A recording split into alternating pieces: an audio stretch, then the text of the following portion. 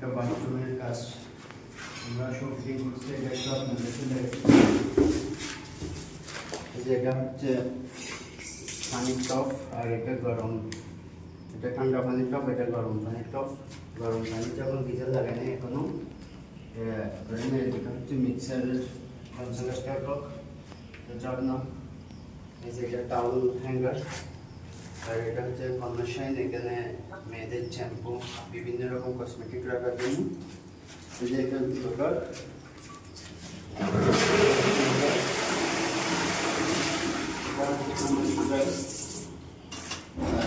এটা হচ্ছে টপ। এই যে জায়গায় সব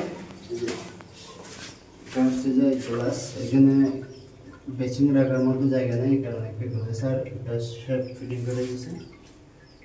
ওকে।